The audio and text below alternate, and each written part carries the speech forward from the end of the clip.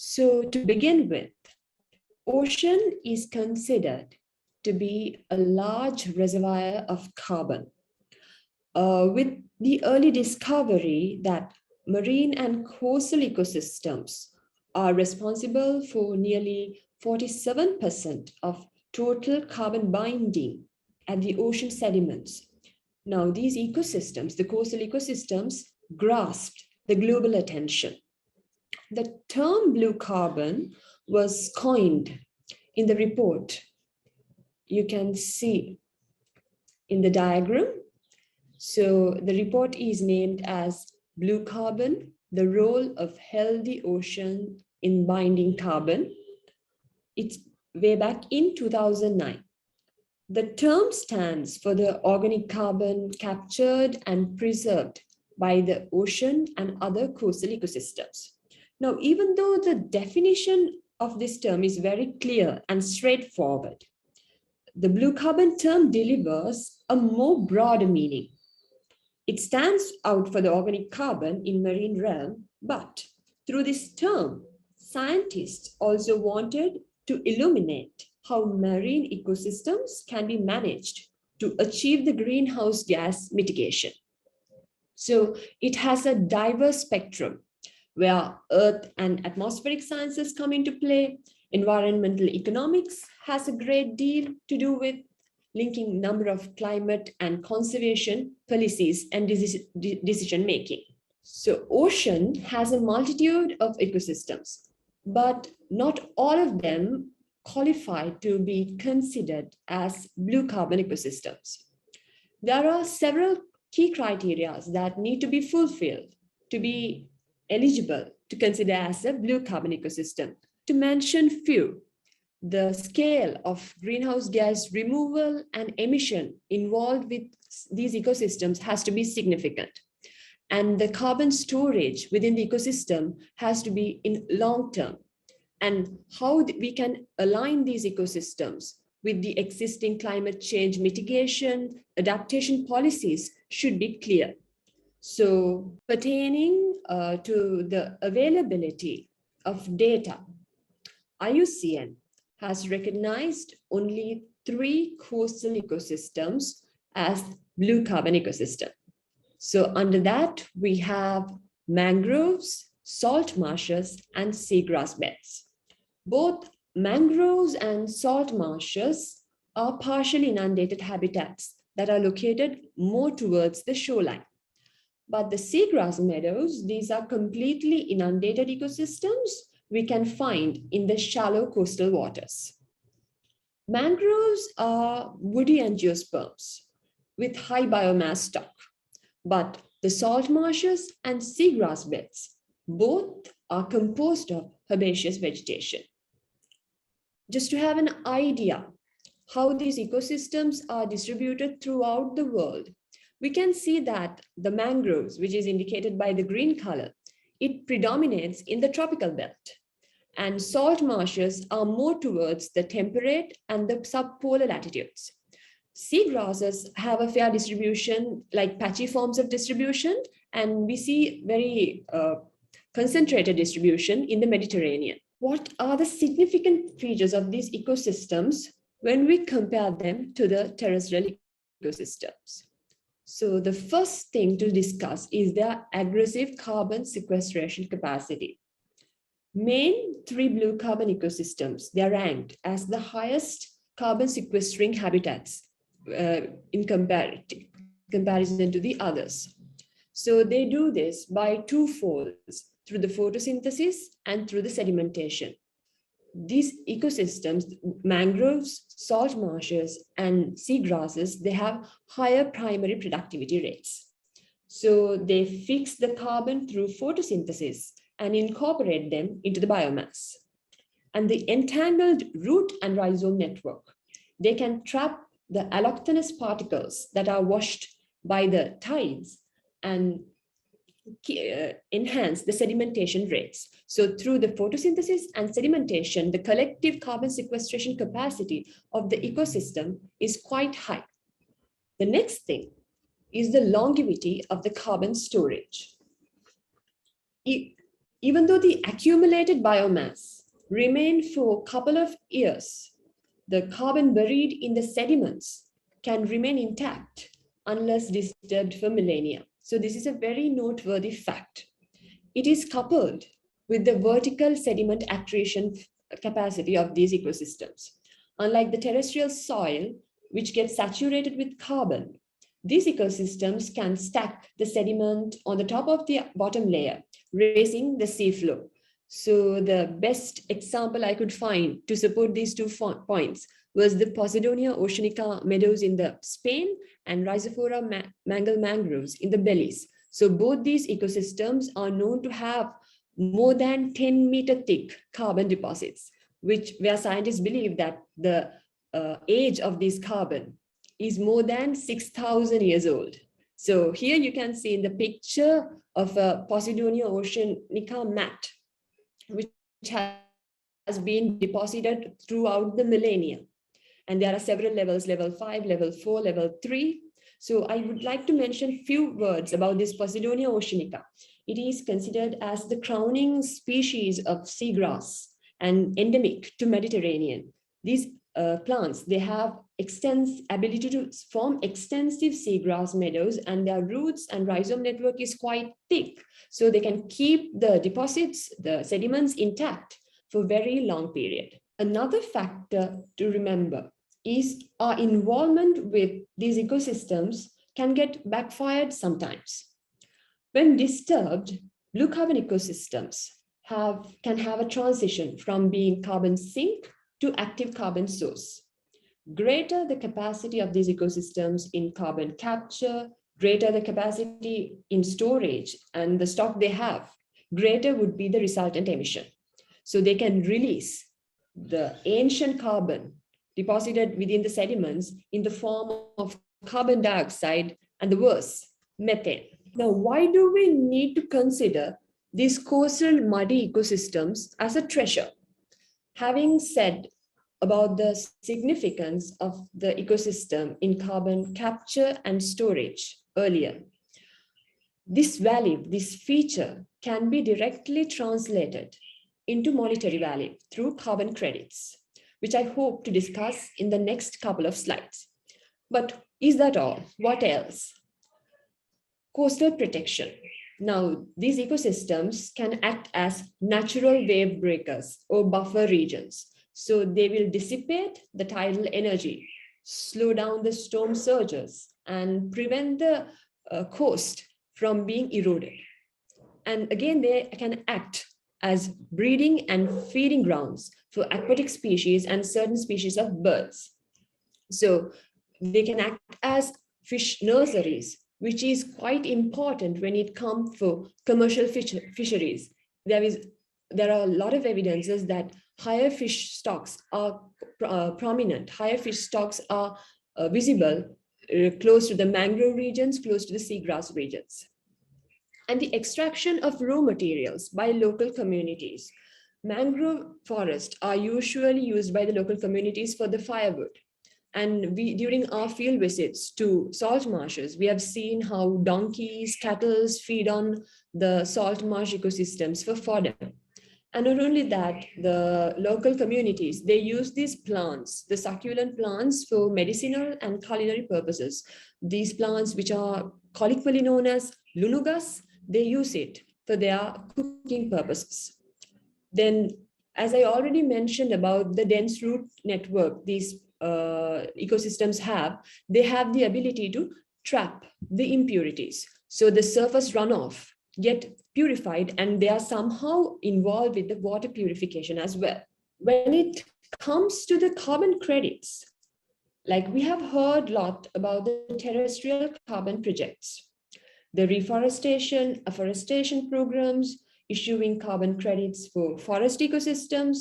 Now, the Woodland Carbon Code is an existing carbon crediting program. And UN RED Plus, those are schemes, worldwide accepted schemes, which provide incentives to low-income countries to reduce deforestation. However, over the last few years, the marine realm hold the monopoly of this carbon crediting program. as blue carbon ecosystems have greater carbon stock per unit area, the demand for blue carbon credits are way beyond the supply. Now, massive brands like Apple, Gucci are investing. They are involved with mangrove restoration programs.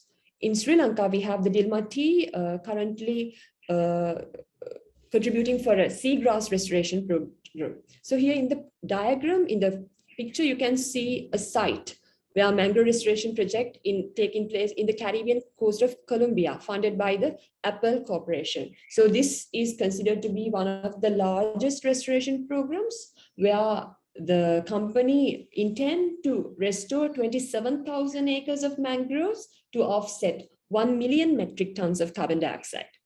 And not only that, certain countries like Australia, USA, and Kenya, they are in the forefront of this concept. So they have included these ecosystems, the blue carbon ecosystems, in their nationally determined contribution towards the climate change. So they are conducting monitoring programs, they're developing assessing frameworks, novel emission calculation methods, and they're even modifying their national policies, laws to support these schemes within their local context. So here, I wanted to show some examples of existing projects from our neighborhood. We have the projects from India, Kenya, we have from Vietnam and Pakistan. So if you have noticed, most of these projects are focusing mainly on mangroves. Around 90% of the total restoration projects taking place, they have more intention towards the mangroves. And there are certain projects going towards the seagrass restoration. Then what about the salt marshes? So this is where I would like to skip into the next section of the presentation, where we're going to talk about the salt marsh ecosystems and their carbon storage potential. So in the two diagrams, I've given a tropical salt marsh ecosystem and a temperate salt marsh ecosystem. So I've already said that temperate salt marshes are quite abundant when it comes to the surface area wise, but the tropical salt marshes are limited in extent.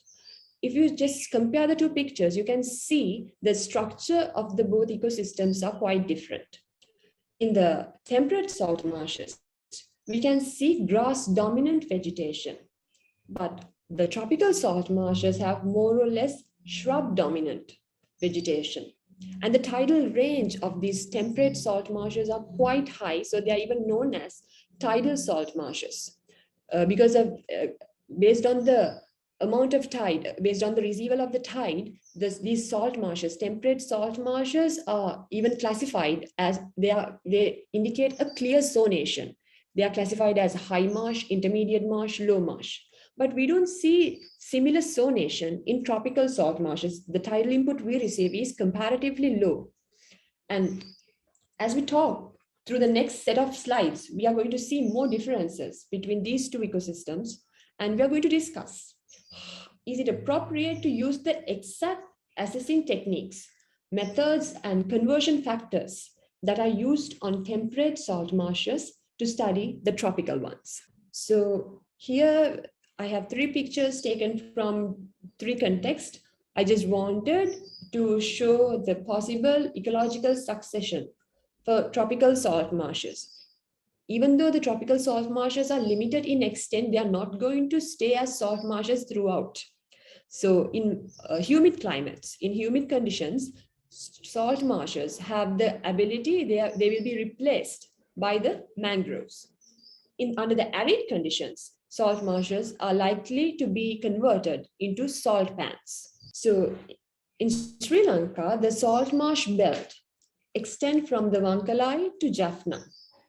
We have limited studies on these ecosystems and little do we know about them. But they are faced with uprising threats. So these ecosystems are likely to be gone with the land use practices like aquaculture farms, saltons. By the time we have enough evidences to evaluate them. Even before that, these ecosystems are likely to be changed. So the project that we conducted at Vidat Talativ had a main aim of determining the carbon stock in tidal salt marshes of northwest coast in Sri Lanka. So under that, we wanted to check how we wanted to quantify the above ground compartment, below ground compartment, and we wanted to model how soil organic carbon content can vary with the depth profile and how the soil organic carbon stock can vary with the factors like vegetation, soil moisture, and other physical abiotic parameters. So the field sampling was done. For this study, the field sampling was done in the Vidat Talativ Nature Reserve. So in the Vidat Talativ Nature Reserve, we have selected 4 sampling sites. At each sampling site, a 100-meter long transect was laid perpendicular to the shoreline, and 5 plots were sampled along the transect. So before going into that, I would like to give you a brief idea about how we are going to sample a carbon stock in the blue carbon ecosystem.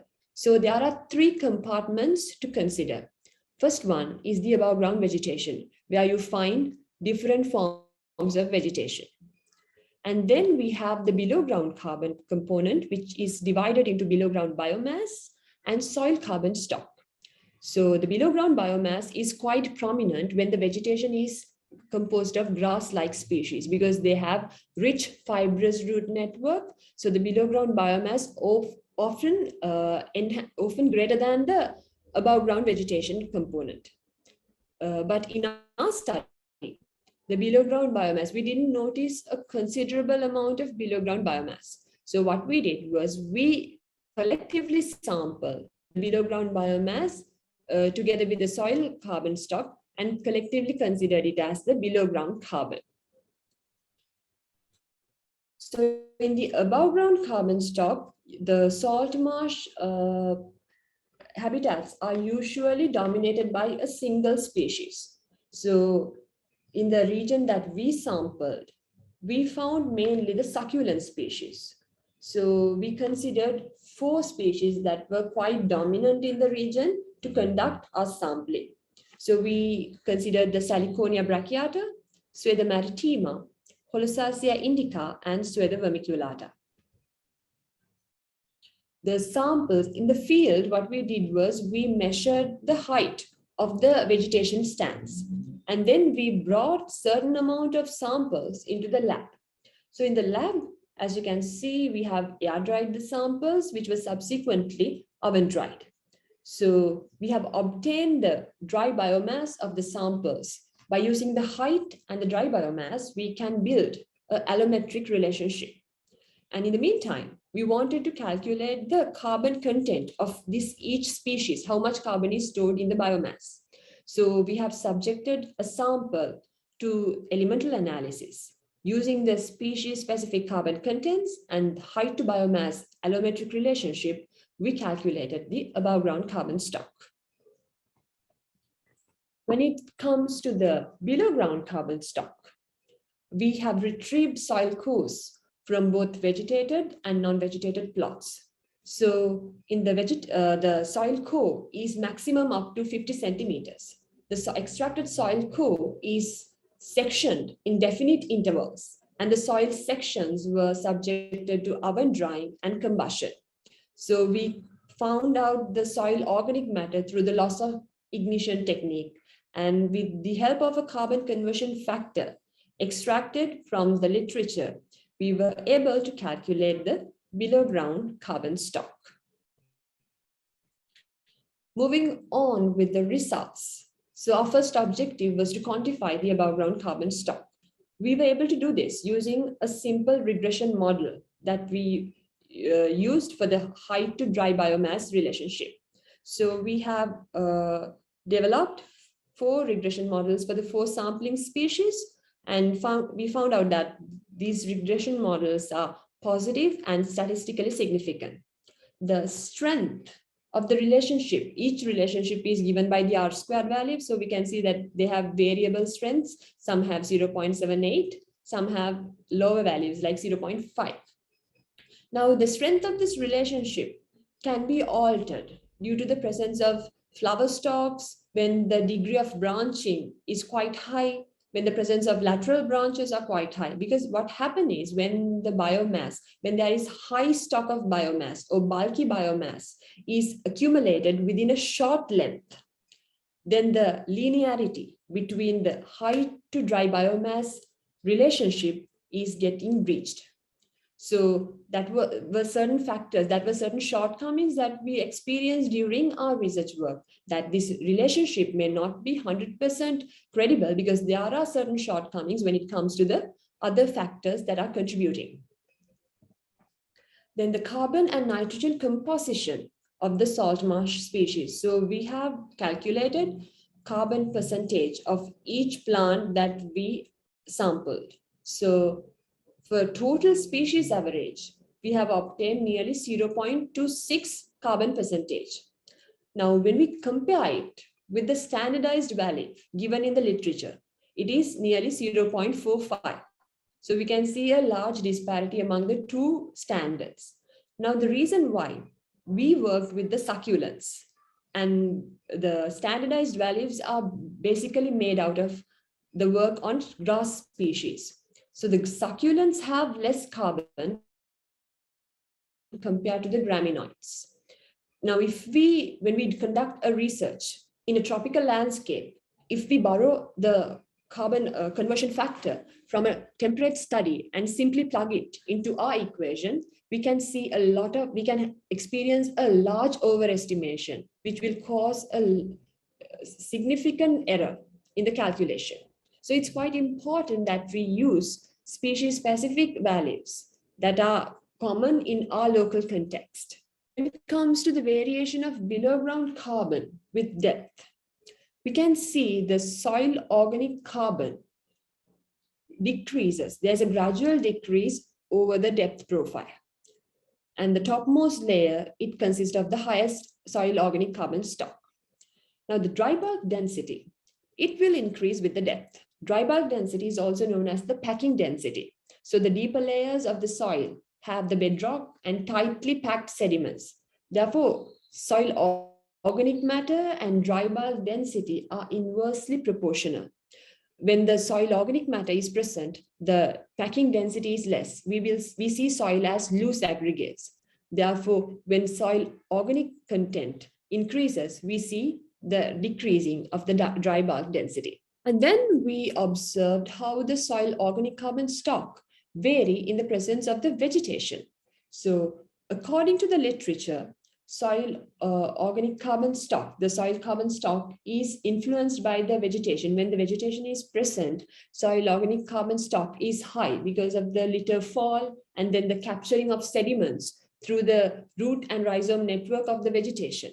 But in our studies, when we compare the carbon stock from the cores derived from vegetated plots as well as non-vegetated plots, we could not observe a significant difference between the both. So we think the reason behind it is the lack of spatial separation when from the cores that we extracted. So the cores are nearly located, so they don't have enough difference, enough spatial difference to make a difference of the vegetation. When we look at the relationship between the soil organic carbon and soil moisture, we found a positive and significant relationship. In the presence of soil organic matter, we know it will enhance the soil water retention capacity. So when there is more soil organic matter, we will observe more soil moisture.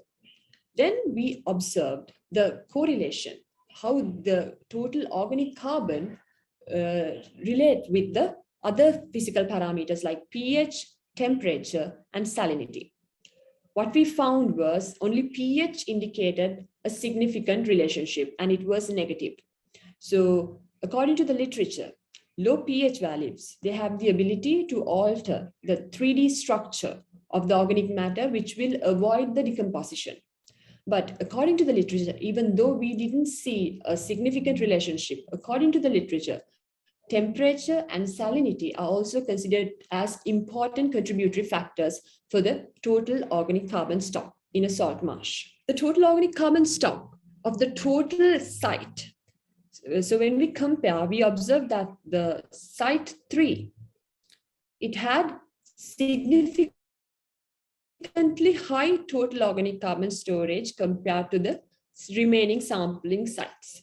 So also you can see that the brown color, it is indicated the soil carbon stock. In the green color, it is indicated as the vegetative carbon stock. We can see that the brown color, the soil carbon stock, is quite high compared to the vegetative carbon stock. In terms of figures, the vegetative carbon stock contributed nearly less than 2% of the total organic carbon stock in the ecosystem. Using our study, using what we observed and incorporating some of the literature, we can see that total organic carbon stock is dependent upon several factors. If we consider the above ground factors, the carbon stock in this kind of habitat, it depends on the vegetation composition, what species it has, and the vegetation growth, whether the species are in their maximum growth period or the species are in the dieback period. And then seasonality also come into play. With the seasonality, flower spikes can take place, and there are in certain plants, they produce bulky inflorescence, which will have higher biomass accumulation during that particular season. And also the vegetation transition. I already stated about the fact that tropical salt marshes are quite prone to the mangrove replacement. So in this diagram, it's not very clear. You can see that little color, in this diagram, this region, it represents the mangrove belt. Here within the salt marsh ecosystem itself, we can see that certain mangrove seedlings are rising. So with time, this salt marsh is more likely to be converted into a mangrove field. Considering the soil factors, we have found that soil composition play a major role when it comes to the carbon storage. Clearly, soil, it has the potential to capture and preserve more carbon when compared to the sandy soil. And soil moisture is also an important factor. Higher levels of soil moisture can enhance the rate of decomposition, lowering the carbon stock.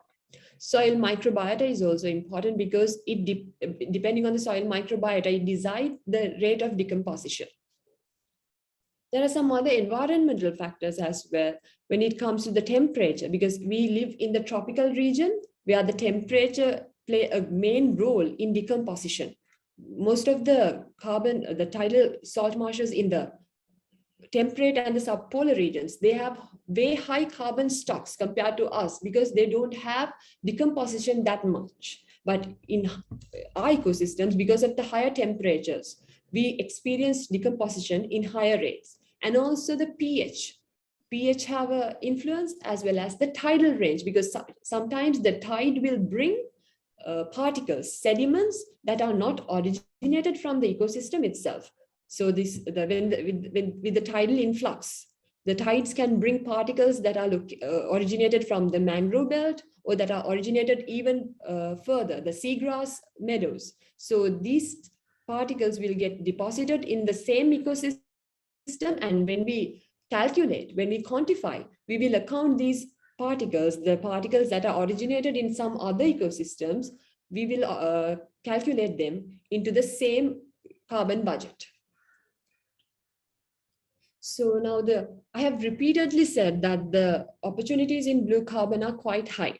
When we consider the local carbon sequestration capacity, we can see in the graph that the blue carbon ecosystems, salt marshes, mangroves, and the seagrasses, they are in the peak. They are ranked highest when compared to all the other ecosystems. But when it comes to the surface area of these ecosystems are quite limited compared to the rest of the ecosystems. So to make a global impact, it is considered as a product between the local carbon sequestration and the surface area. So when we consider the global level carbon sequestration compared to other forests, other terrestrial ecosystems, blue carbon ecosystems have a limited potential. But that doesn't mean that we are not benefited from it. Countries with extensive coastal belts, countries like us, the island nations, we have the advantage because we have less carbon emission profile, and when we have large regions of coastal ecosystems that can have the ability to offset this profile. So in countries like Nigeria, Bangladesh, Ecuador, the mangrove ecosystems can buffer close to 1% of the national emissions. So this is according to what is already calculated. If we expand and if we have a very proper high level assessment, the mangrove can buffer even better. When we consider this with related to Sri Lankan context, so the Sri Lankan salt marshes, we observed a mean value of 73 megagrams carbon per hectare. But however, when we compare it with the global mean for salt marsh carbon stock, it is somewhere around 334 megagrams carbon per hectare, way beyond our value. But once again, I repeatedly say that the global mean for salt marshes, they have been concentrated more on the temperate salt marshes, where the decomposition is low, peat accumulation is high, so their stock is quite high. But when we consider the Sri Lankan mean value with related to the other tropical context, we see that South Africa and El Salvador, they stand tall of the limits, but other countries, the Brazil, Florida, Australia, Mexico, they have more or less similar stocks compared to our valley. And the salt marsh extent, just to do a rough calculation, salt marsh extent in Sri Lanka, it's nearly around 27,520 hectares. And if we just do a rough calculation using the mean value and the salt marsh extent, the total organic carbon storage in Sri Lanka up to 50 centimeter depth would be nearly 2.1 teragrams. So now it's 2.01. Is it a big value? So let's have a comparison. The mean total storage of Sri Lankan salt marshes, it's around 2.01. But when we consider with regarding to the carbon storage aspect of Sinharaja forest, it is nearly around 2.34 teragrams. So we can see when we consider the carbon storage aspect, salt marshes are equivalent to the Sinharaja forest. I'm repeating, we are only considering the carbon storage aspect. We know the Sinharaja forest is the most celebrated forest reserve in Sri Lanka. But when it comes to salt marshes, we don't see at least like 1/4 of the attention given to the tropical forest, the inland forest ecosystems, to those of the salt marshes and other coastal ecosystems. When we just have a look at the carbon stock in the mangroves, we see compared to the regional stock, Sri Lanka has a very higher stock, the total organic carbon. We only seconded to the Bangladesh itself. But we don't have our blue carbon ecosystems are not integrated into Sri Lankan national level, nationally determined contributions. But all the other neighboring countries, we have seen the restoration projects in the Bangladesh, we have seen the restoration projects in India, China, Pakistan, all the other neighboring countries are implementing, whereas we fail to acknowledge the potential that we have. So what can we do with we have? In the summary, we know that the Sri Lankan salt marshes have a considerable carbon stock. They deserve to be protected, they deserve to be assessed, and they deserve to be like, need to know more about them. We need to implement necessary legal and policy framework to safeguard them. However, the available studies on these salt marsh ecosystems are limited. So during the time we published our research, which was a couple of months back, we didn't had any literature related to salt marsh ecosystems in Sri Lanka and even in the region, Southeast Asian region. No literature related to salt marsh ecosystems. So we have a very limited available literature. So the scope, so the opportunity to engage in a research of a similar field is quite high. In Sri Lanka, the blue carbon potential is high, but the efforts we put forth to benefit from this potential is poor. So if we are to implement a proper blue carbon crediting framework by using the examples from our neighboring states, first, we need to have a wide-scale assessment to measure the potential. The study we conducted is similar to a pilot study. So using this study, we can project higher level, higher monitoring studies where we can map the carbon potential throughout the Sri Lanka.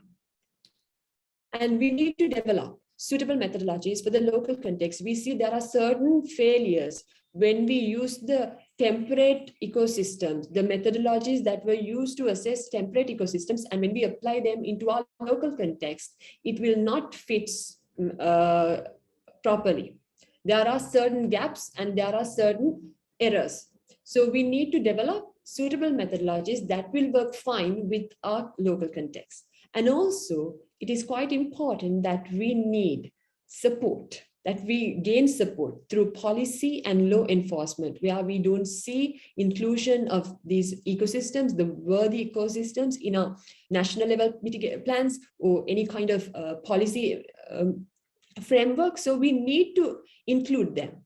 That's how we can find the true potential and we can benefit from our coastal ecosystems. So this brings me to the end of this presentation, and I would like to extend my gratitude to the University of Colombo and the academic and non-academic staff of the Department of Zoology that gave me a lot of assistance throughout the research project, and the Colombo University funded completely for the research project.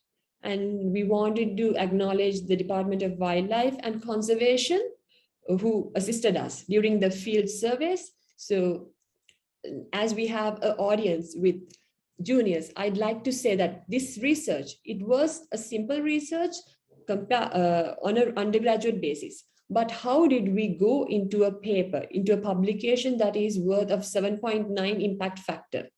The reason is the novelty of the research and how we interconnected, how we related the carbon content that we have, how we related our research findings into the global context.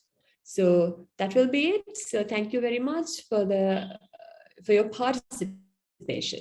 Thank you very much for Nipuni for that excellent presentation. I think we all learned a lot. And as you said, you are correct, 100% correct, because it is novel, it is simple, and it's like easy to understand the content that you have presented. So thanks again for you and your entire team. We are so proud of you for this work that you have carried out.